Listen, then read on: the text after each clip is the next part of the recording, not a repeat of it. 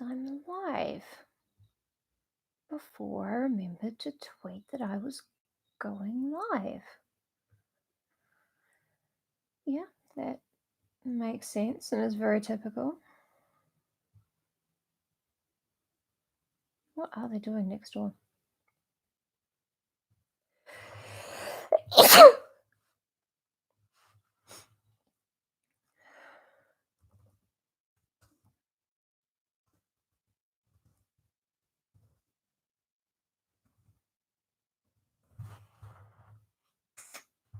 Okay.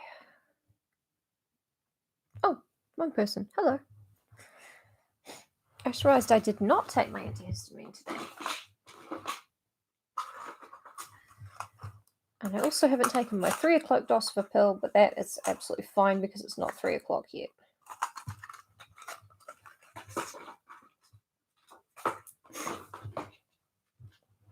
So, hello. How are we coping? At you. At Danny also?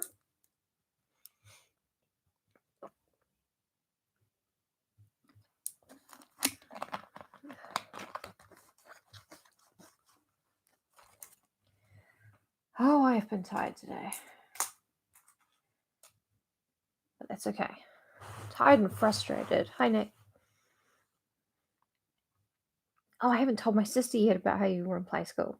She wasn't actually born in 1988. She was born at the end of 89. But yay, hello, Danny. I miss you too. I know you're probably reaching through the screen trying to grab me right now. It would be really funny if I'd rigged up some like mannequin arms to go. But I didn't. Perhaps I'm a bad friend. No, I'm not an amazing friend. I'm a bad driver. I don't know how. Anyway, having the microphone here is really good for the audio, but it doesn't really give me a place to lean properly. To lounge. There we go. If I angle that down, that's probably better.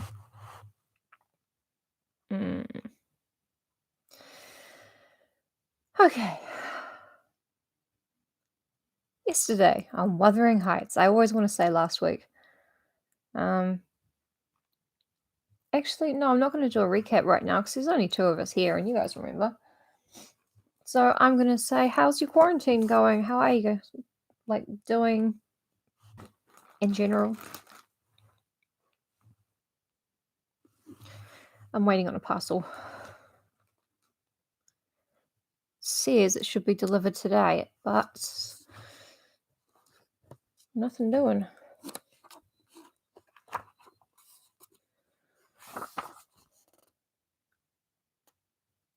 That's right. Yep.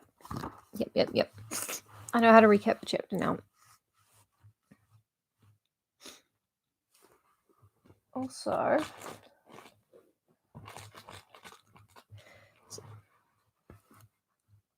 oh no! Did you have scary dreams about Kathy's hand? Oh no! I guessed it! Yeah. Oh, John, you're giving Danny too much screen time. She shouldn't be watching scary stuff like this.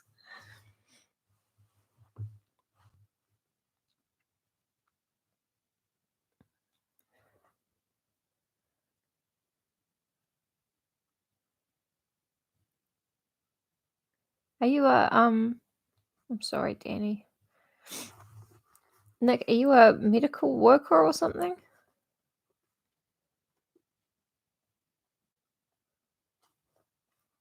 Because I don't know what that means. Also, my brain is not on. I will be frequently not getting jokes or understanding things. Go watch something nice afterwards.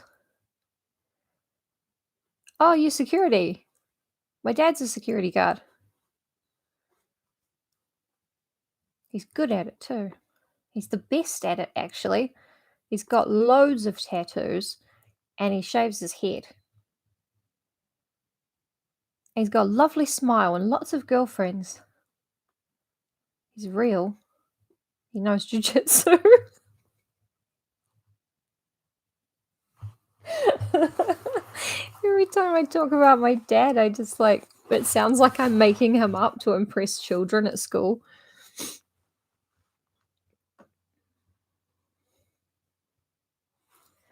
Okay, now I'm hoping I can kind of lean the book on this. Tilt that forward so you can still see my face. And oh no, Dad's up in the Hawke's Bay.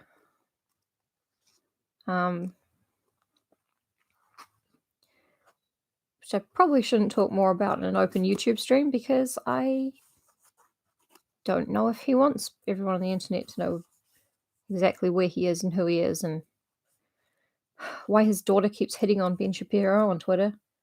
I do it because it's funny. And Dad knows that. Right, we got two people, which is functionally 3. But usually a few more turn up, so I don't want to start, prematurely. Alright, well, do we even need a recap? We might do. Everyone's brains are turned off, mine included. I have my last can of Coke in the fridge, Diet Coke. You can tell that my mental condition is deteriorating because last week, 16 cans of Coke lasted me the entire week. And today, I've just been turning the Diet Coke on myself. You hate to see it. But I do have a massive bottle of cranberry juice. I was going to drink some during this, but then I thought, I'm definitely going to knock it onto the carpet if I'm trying to concentrate on something else while I'm drinking cranberry juice, So,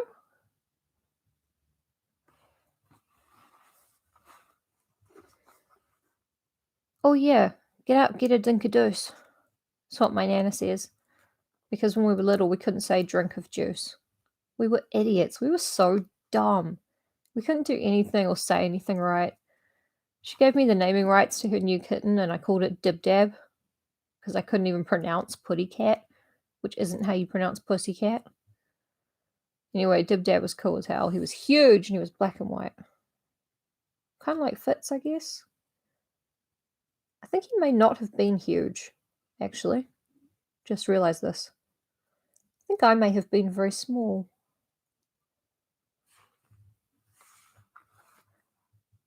Cool, we're up to 5, which means it's nearly time to get going. Yeah,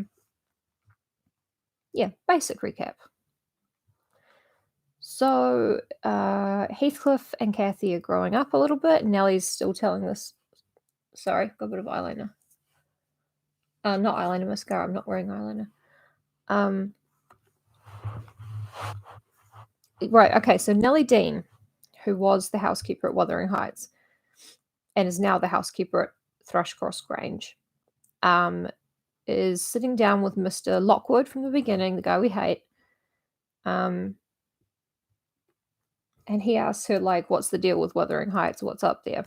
She's like, well, thereby hangs a tale. And the rest of the book is just her narration, I think. And you're always so relieved. Every time you read Wuthering Heights, you're so relieved by the time you get up to Nellie Dean. So Nellie starts telling him all about, once upon a time, there was a family called Earnshaw who lived at Wuthering Heights. And they had a housekeeper or a wet nurse whose daughter was Nellie Dean.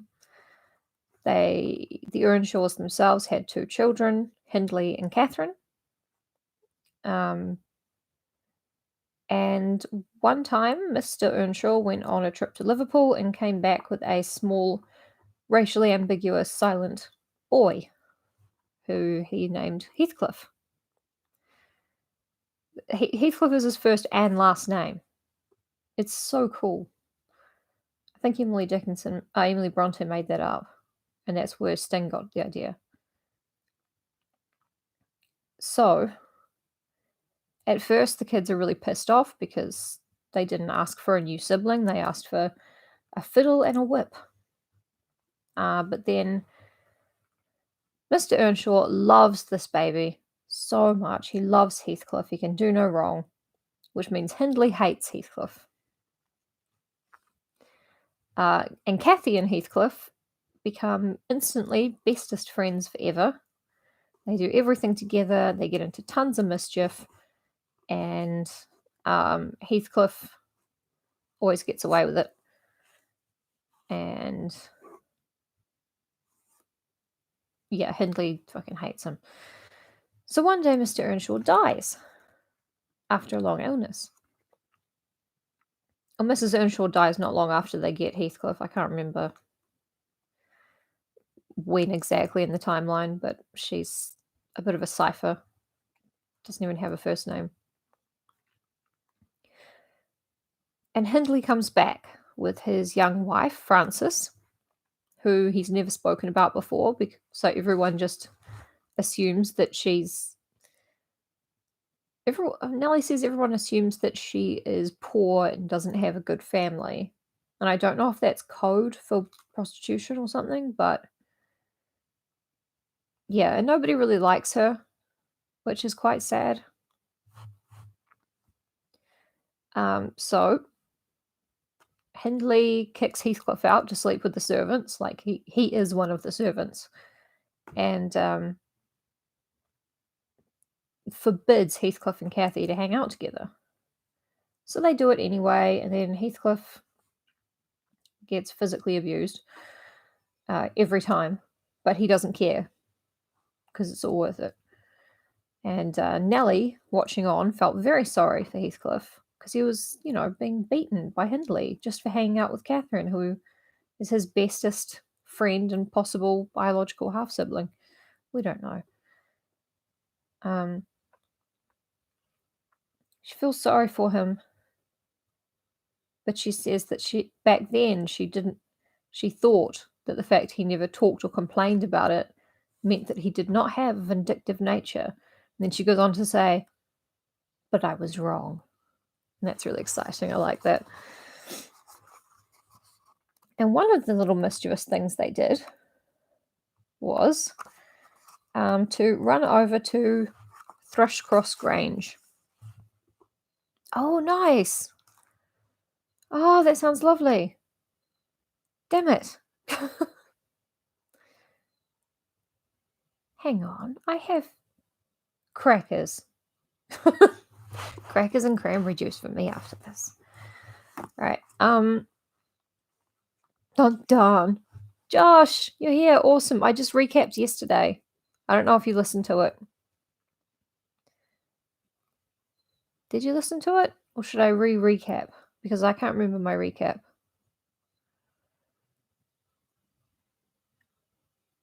I can do a very quick recap.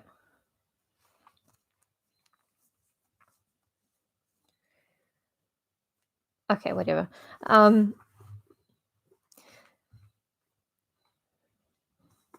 Yeah, pretty much. Except now Mr. Lockwood's gone back to his lodgings, and the woman the housekeeper, he's like, "What the hell is up with Wuthering Heights?" And she's like, "I will tell you a tale." And now it's her narration.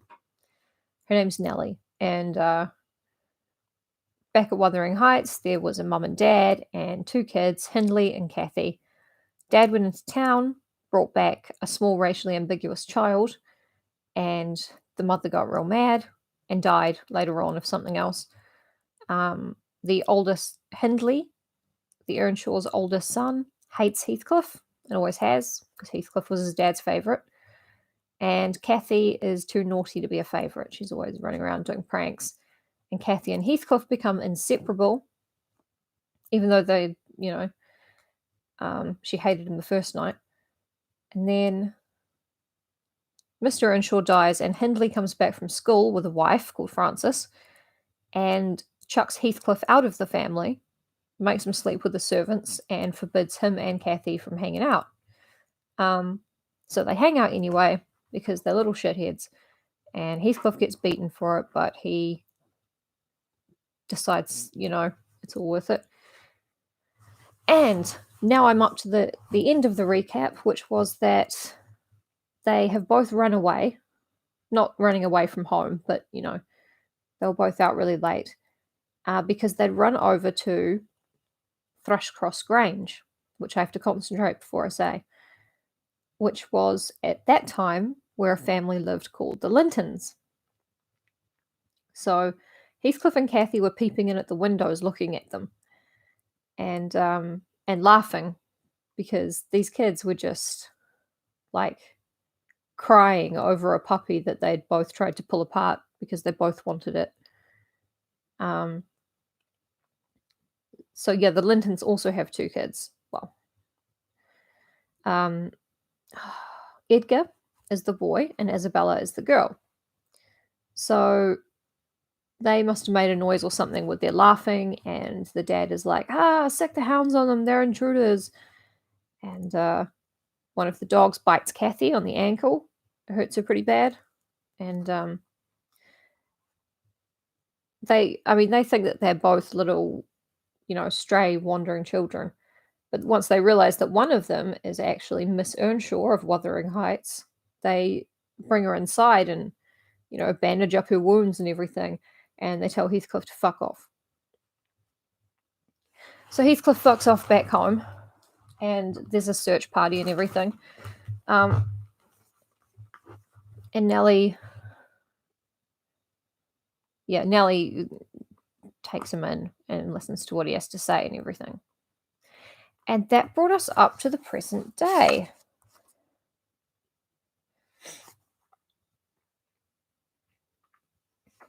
Yeah. Heathcliff received no flogging, but was told that the first word he spoke to Miss Catherine should ensure a dismissal. And Mrs. Earnshaw, Hindley's wife Frances, undertook to keep her sister-in-law in due restraint when she returned home, employing art, not force. With force, she would have found it impossible. Oh, I know. I knew that. I was making a joke where I pretend to be stupid, but I don't know what I get out of it. I just like it.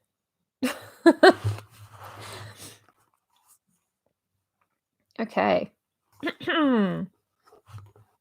Wuthering Heights, Chapter 7. Kathy stayed at Thrushcross Grange 5 weeks, till Christmas. I'm as naughty as Kathy Linton, Kathy Earnshaw, Kathy Heathcliff, all the many Kathys. Hey, Proud and Salmo. Hi, we just finished the recap. You know what? Everyone else turned up late. I'm going to get up and get my last can of Coke.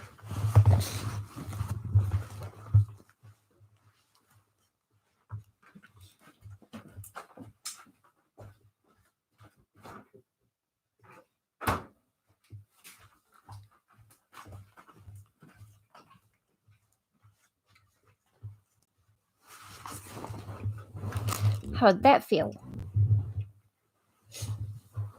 I'm kidding. I'm not mad that people are late, but I am glad that I had a reason to justify. Oh, Pussy Dracula, the t-shirts, yeah. When I was telling stories about my family on Twitter, I would give them all pseudonyms. Usually they were the names of other people, like just changing a name, but one of my uncles I refer to as Uncle Pussy Dracula because he is incredibly good with women. Like, he's such a dirtball. Yeah. And he's also probably the funniest person I know, like the most naturally funny person.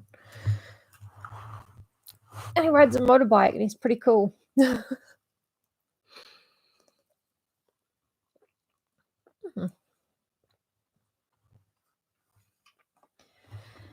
Yep, so his name is Uncle Pussy Dracula on Twitter.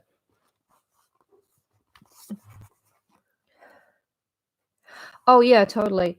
You can say it's a band if you want, if you're talking to people you don't care much about. Also, thank you very much for buying one from, our Redbubble shop. Joshua is in the chat, he designed it, and Evelyn did the Redbubble site, and I didn't do anything. I just came up with a bunch of genius stuff that people want to wear. Yeah. Alright. Let's get into it, you animals. You have Tiger House? Awesome! Even I don't have a Tiger House hoodie. I want to get one, but I don't have one yet. My dad has a Megan Targaryen Starbucks cup that describes her love of getting finger banged on the side. Not sure how I feel about that, but he's very proud of it. All right. So happy that you're enjoying the merch because I really like it. I think it looks awesome.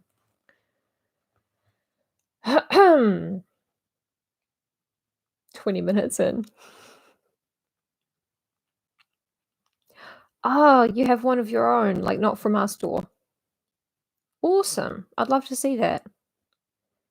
Okay, but just this. Let's get into it. We'll actually do it. Wuthering Heights, Chapter 7.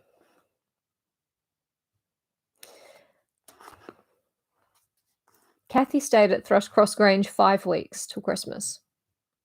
By that time, her ankle was thoroughly cured, and her manners much improved. The mistress visited her often in the interval. This is Frances.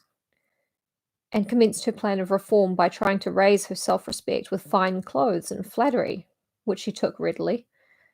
So that instead of a wild, hatless little savage jumping into the house and rushing to squeeze us all breathless, there alighted from a handsome black pony a very dignified person, with brown ringlets falling from the cover of a feathered beaver and a long cloth habit, which she was obliged to hold up with both hands that she might sail in. Hindley lifted her from her horse, exclaiming delightedly, "Why, Kathy, you are quite a beauty! I should scarcely have known you. Meow! You look like a lady now. Isabella Linton is not to be compared with her, is she, Frances?" "Isabella has not her natural advantages," replied his wife, "but she must mind and not grow wild again here. Ellen, help Miss Catherine off with her things. Stay, dear, you will disarrange your curls. Let me untie your hat." Oh, awesome.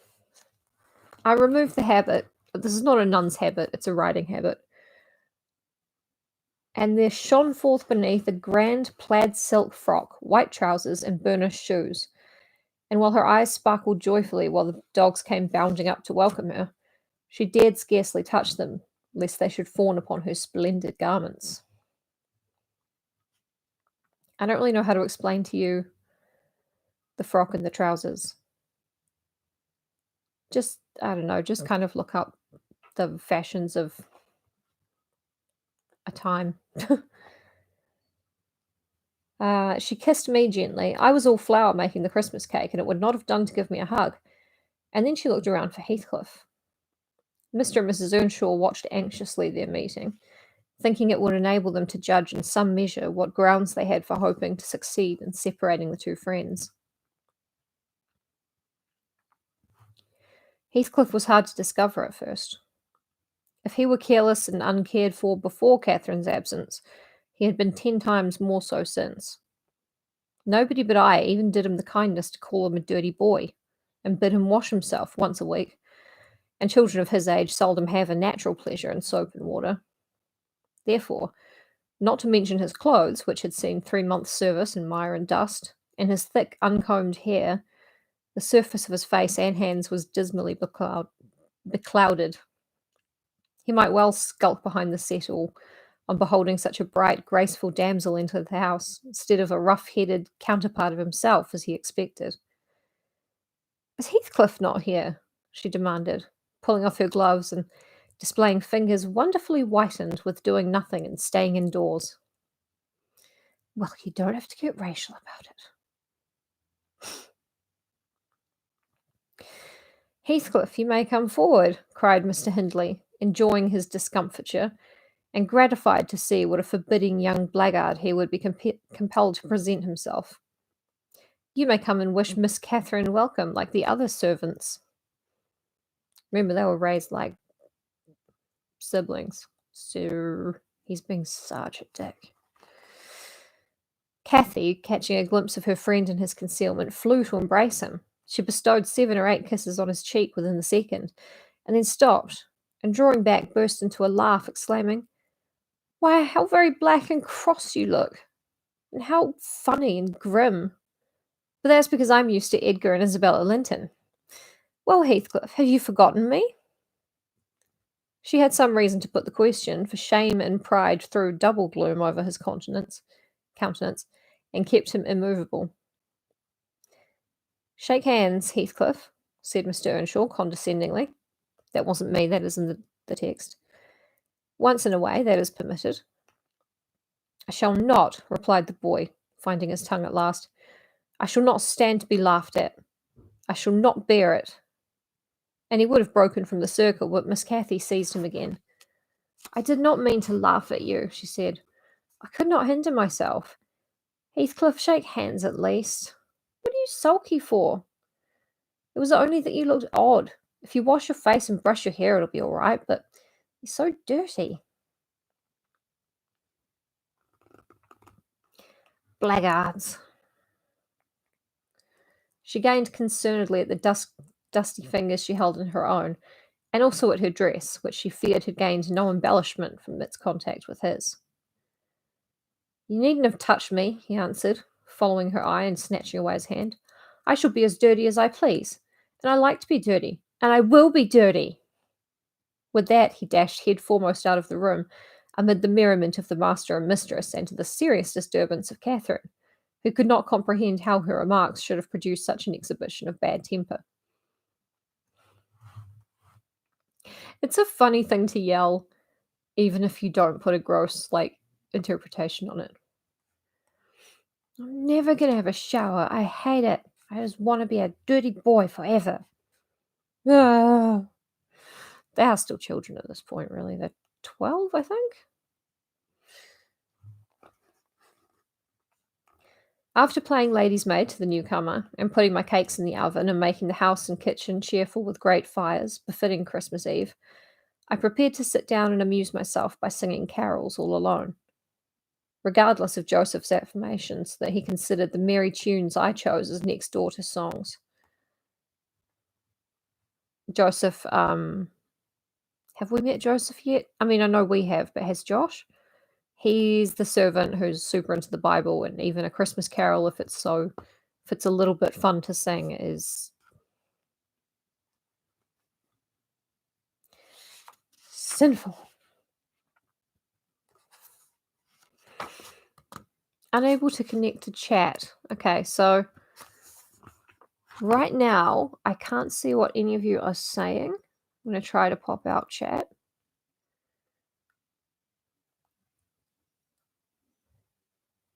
Oh dear, I hope my internet's still working.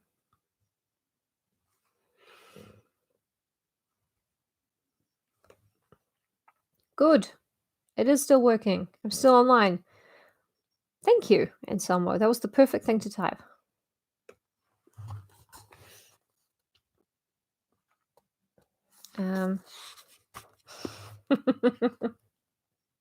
I've never been a mod. I don't like that kind of responsibility. No mods, no masters, as they used to say.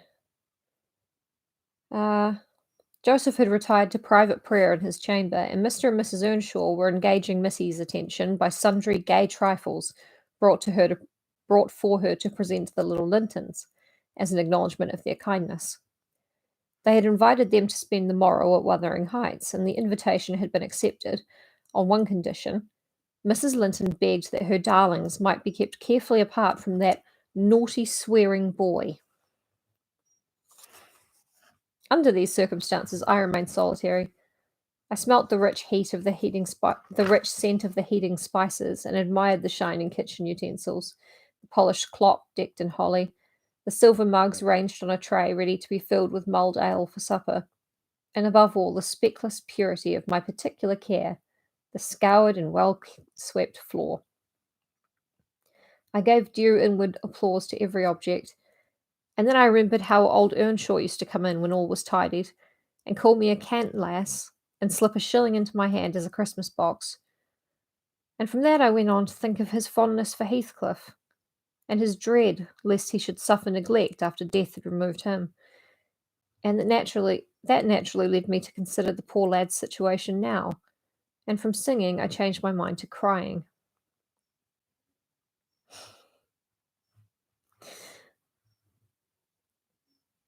I'm gonna have that song in my head forever now.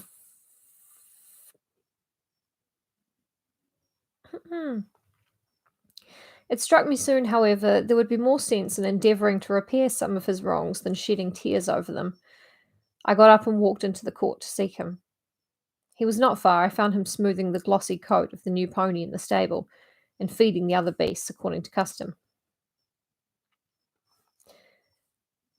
"Make haste, Heathcliff," I said.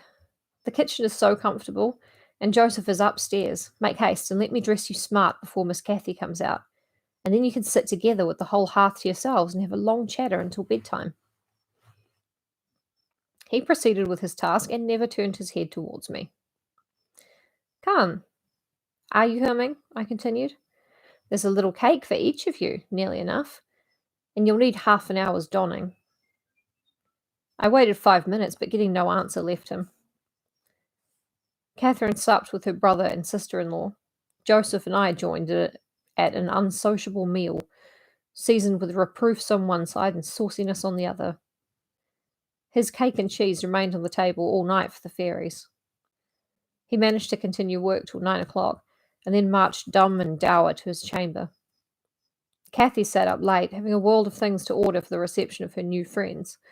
She came into the kitchen once to speak to her old one, but he was gone, and she only stayed to ask what was the matter with him, and then went back.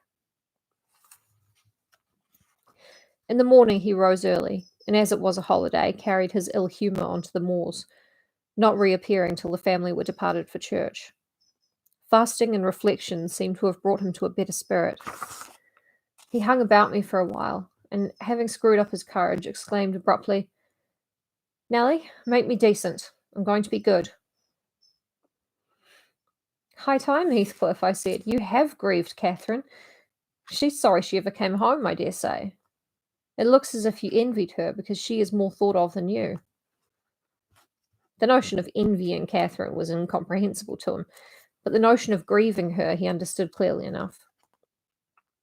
"Did she say she was grieved?" he inquired, looking very serious. "She cried when I told her you were off again this morning." "Well, I cried last night," he returned, "and I had more reason to cry than she."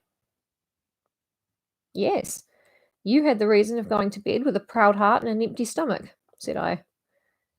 "Proud people breed sad sorrows for themselves.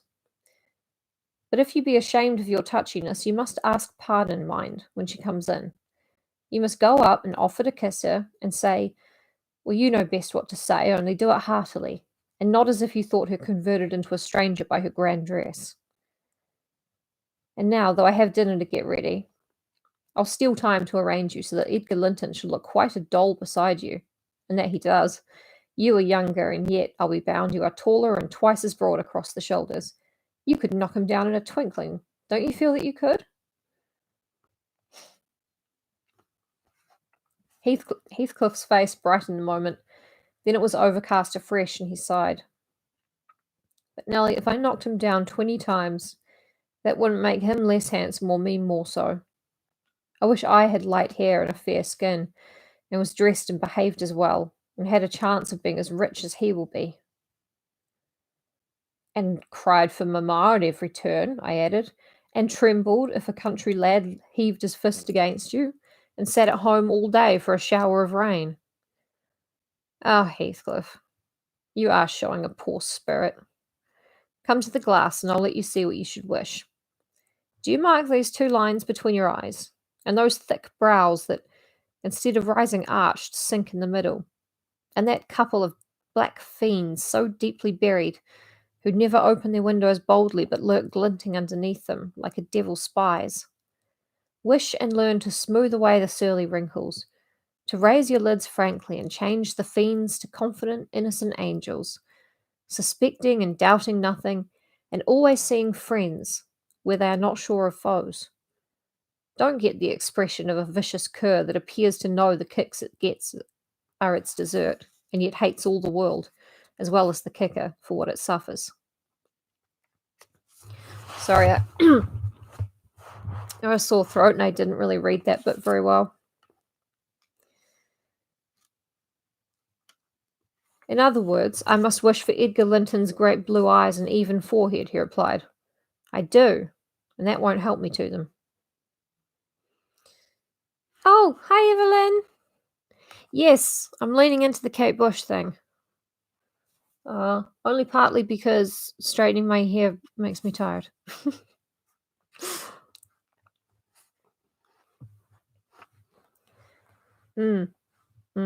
Exactly. Too hot, too greedy. A good heart will help you to a bonny face, my lad, I continued, if you were a regular black person. Whoa. Well, she said, black. She didn't say person, but even a black person can have a bonny face if they have a good heart. That's very progressive for the time. And for these times, actually. It's a t-shirt. And a bad one will turn the bonniest into something worse than ugly. And now that we've done washing and combing and sulking, tell me whether you don't think yourself rather handsome. I'll tell you I do. You're fit for a prince in disguise. Who knows, but your father was Emperor of China, and your mother an Indian queen, each of them able to buy up with 1 week's income Wuthering Heights and Thrushcross Grange together. And you were kidnapped by wicked sailors and brought to England. Well, in your place, I would frame high notions of my birth, and the thoughts of who I was should give me courage and dignity to support the oppressions of a little farmer.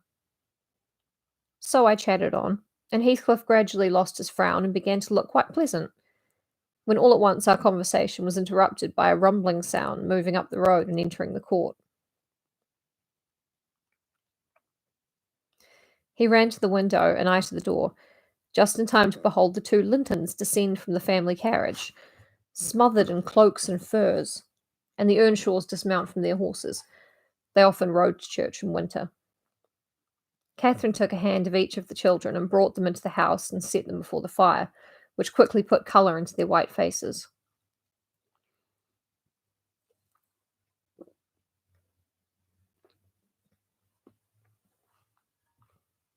I urged my companion to hasten now and show his amiable humour, and he willingly obeyed. But ill luck would have it that, as he opened the door leading from the kitchen on one side, Hindley opened it on the other. They met, and the master, irritated at seeing him clean and cheerful, or perhaps eager to keep his promise to Mrs. Linton, shoved him back with a sudden thrust, and angrily bade Joseph, "Keep that fellow out of the room. Send him into the garret till dinner is over. He'll be cramming his fingers in the tarts and stealing the fruit if left alone with them a minute." I'm sorry. Cramming his fingers into the tarts is funny. It's funny. It's funny. Nay, sir, I could not avoid answering. He'll touch nothing, not he. And I suppose he must have his share of the dainties as well as we. He shall have his share of my hand if I catch him downstairs till dark, cried Hindley. Begone, you vagabond. What, you are attempting the coxcomb, are you?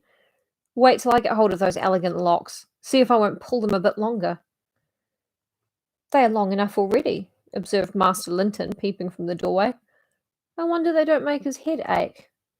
It's like a colt's mane over his eyes.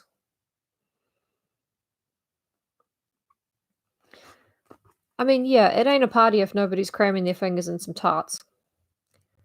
Having attended a few parties in my day, I should know.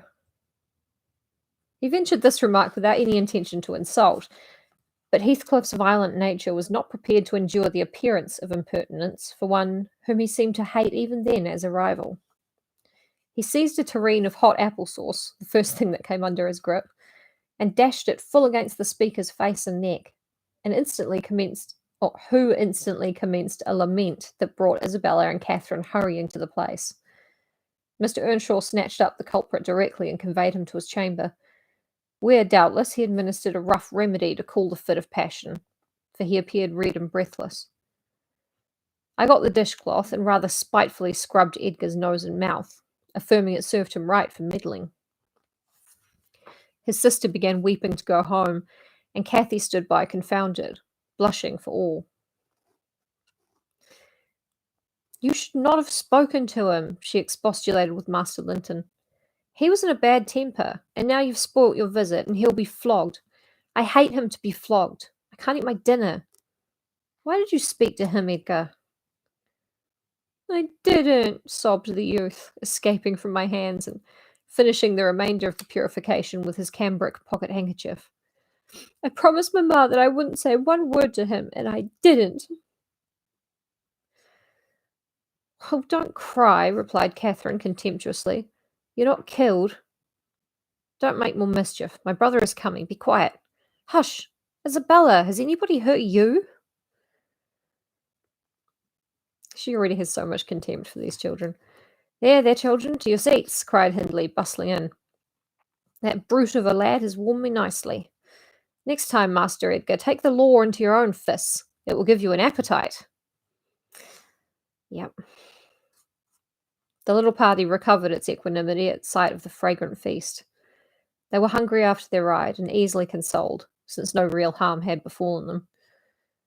Mr. Earnshaw carved bountiful platefuls, and the mistress made them merry with lively talk.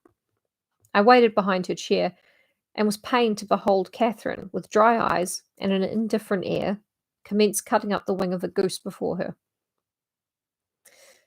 An unfeeling child, I thought to myself. How lightly she dismisses her old playmate's troubles. I could not have imagined her to be so selfish. She lifted a mouthful to her lips, then she set it down again. Her cheeks flushed and the tears gushed over them. She slipped her fork to the floor and hastily dived under the cloth to conceal her emotion.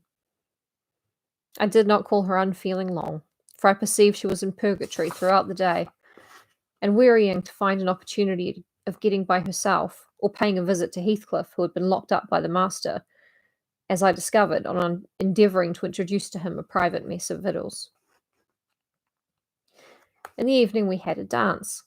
Cathy begged that she might be liberated then, as Isabella Linton had no partner. Cathy begged that he might be liberated then, as Isabella Linton had no partner. Her entreaties were in vain, and I was appointed to supply the deficiency. We got rid of all gloom in the excitement of the exercise, and our pleasure was increased by the arrival of the Gimmerton band, mustering 15 strong, a trumpet, a trombone, clarinets, bassoons, French horns, and a brass viol, besides singers. They go the rounds of all the respectable houses, and receive contributions every Christmas, and we esteemed it a first-rate treat to hear them. After the usual carols had been sung, we set them to songs and glees. Mrs. Earnshaw loved the music, and so they gave us plenty. See, this is why we need violent video games, music that glorifies premarital sex, and basically anything else, so that we can continue with the correct opinion, which is that I don't want to hear a trumpet. I mean, okay.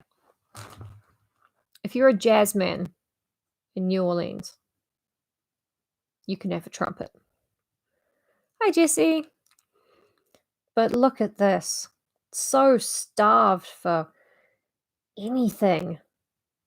They're overjoyed to see a trombone. Ay. Mrs. Earnshaw. Ooh. Oh. Oh. Okay, that was me saying, I want a trumpet. I can't have a trumpet. There's ice cream in the fridge. It's the actor's secret. Mrs. Earnshaw loved the music, so they gave us plenty. Catherine loved it too, but she said it sounded sweetest at the top of the steps, and she went up in the dark. I followed. They shut the house door below, never noting our absence, it was so full of people. She made no stay at the stairs head, but mounted farther to the garret where Heathcliff was confined, and called him. He stubbornly declined answering for a while. She persevered, and finally persuaded him to hold communion with her through the boards. I let the poor things converse unmolested, till I supposed the songs were going to cease, and the singers to get some refreshment. Then I clambered up the ladder to warn her. Instead of finding her outside, I heard her voice within. The little monkey had crept by the skylight of one garret along the roof into the skylight of the other, and it was with the utmost difficulty I could coax her out again. When she did come, Heathcliff came with her, and she insisted that I should take him into the kitchen, as my fellow servant had gone to a neighbour's, to be removed from the sound of our devil's psalmody, as it pleased him to call it. I told them I intended by no means to encourage their tricks. But as the prisoner had never broken his fast since yesterday's dinner, I would wink at his cheating Mr. Hindley that once. He went down, I set him a stool by the fire and offered him a quantity of good things, but he was sick and could eat little, and my attempts to entertain him were thrown away. He leant his 2 elbows on his knees and his chin on his hands, and remained wrapped in dumb meditation. On my inquiring the subject of his thoughts, he answered gravely, "I'm trying to settle how I shall pay Hindley back. I don't care how long I wait, if I can only do it at last.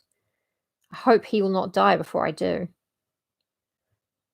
"For shame, Heathcliff," said I. "It is for God to punish wicked people. We should learn to forgive." "No, God won't have the satisfaction that I shall," he returned. "I only wish I knew the best way. Let me alone and I'll plan it out. While I'm thinking of that, I don't feel pain." "But, Mr. Lockwood, I forget these tales cannot divert you. I'm annoyed how I should dream of chattering on at such a rate, and your gruel cold, and you nodding for bed. I could have told Heathcliff's history, all that you need hear, in 6 words." It's so badass. I actually, everyone in this book is a really horrible person, but I think it's my favorite book because I see a lot of my worst traits in these people. Thus interrupting herself, the housekeeper rose and proceeded to lay aside her sewing, but I felt incapable of moving from the hearth, and I was very far from nodding. "Sit still, Mrs. Dean," I cried. "Do sit still another half hour. You've done just right to tell the story leisurely. That is the method I like, and you must finish it in the same style. I am interested in every character you have mentioned, more or less." "The clock is on the stroke of 11, sir." "No matter. I'm not accustomed to go to bed in the long hours. 1 or 2 is early enough for a person who lies till 10. "Oh, you shouldn't lie till 10. That's the very prime of the morning, gone long before that time. A person who has not done 1/2 his day's work by 10 o'clock runs a chance of leaving the other half undone. Nevertheless, Mrs. Dean, resume your chair, because tomorrow I intend lengthening the night till afternoon. I prognosticate for myself an obstinate cold, at least." It sounds very much as though Nellie would like to go to bed because she does have to get half her work done before 10 o'clock tomorrow morning. But you know what? Who's the servant, Nellie? That's right. I hope not, sir. Well, you must allow me to leap over some 3 years. During that space, Mrs. Earnshaw. No, no, I'll allow nothing of the sort. Prick. Are you acquainted with the mood of mind in which, if you were seated alone, and the cat licking its kitten on the rug before you, you would watch the operation so intently that puss's neglect of one ear would put you seriously out of temper? A terribly lazy mood, I should say. Oh, on the contrary, a tiresomely active one. It is mine at present, and therefore continue minutely. I perceive that people in these regions acquire over people in towns the value that a spider in a dungeon does over a spider in a cottage to their various occupants, and yet the deepened attraction is not entirely owing to the situation of the looker-on. They do live more in earnest, more in themselves, and less in surface change and frivolous external things. I could fancy a love for life here almost possible, and I was a fixed unbeliever in any love of a year's standing.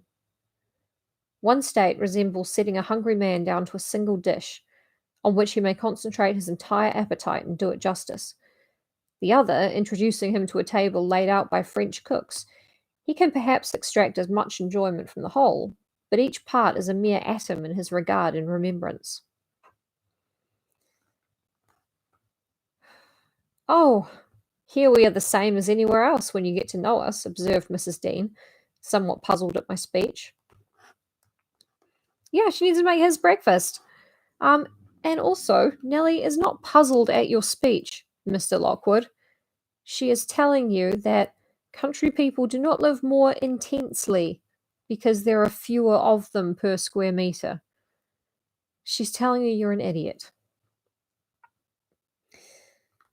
Excuse me, I responded. You, my good friend, are a striking evidence against that assertion. Excepting a few provincialisms of slight consequence, you have no marks of the manners which I am habituated to consider as peculiar to your class. I am sure you have thought a great deal more than the generality of servants think. You have been compelled to cultivate your reflective faculties for want of occasions of frittering your life away in silly trifles. Oh, she's an intelligent servant. Oh, Mrs. Dean laughed. Instead of killing me. I certainly esteem myself a steady, reasonable kind of body, she said. Not exactly from living among the hills and seeing one set of faces and one series of actions from year's end to year's end, but I have undergone sharp discipline, which has taught me wisdom. And then I have read more than you would fancy, Mr. Lockwood. You could not open a book in this library that I have not looked into, and got something out of also, unless it be that range of Greek and Latin, and that of French, and those I know one from another. It is as much as you can expect of a poor man's daughter.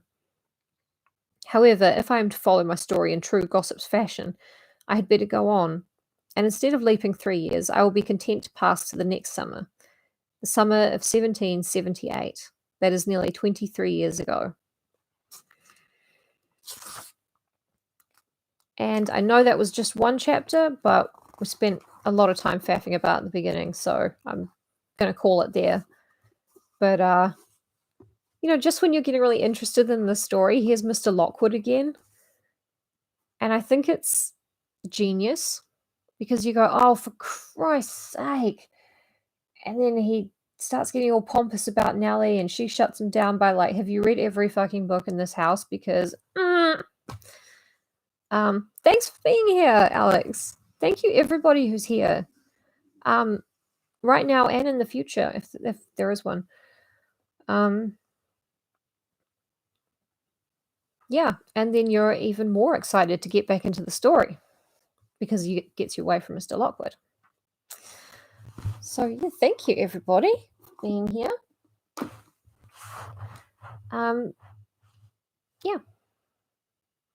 See you tomorrow. It is funny though when I say, but Doctor, I am Heathcliff. Might not be funny now, but it probably will be funny in a couple chapters. Anyway, thank you. Love you guys. Stay safe. Stay warm. I'm forgetting something, but I'm going to remember it now, but it's not about this, so I can end the stream.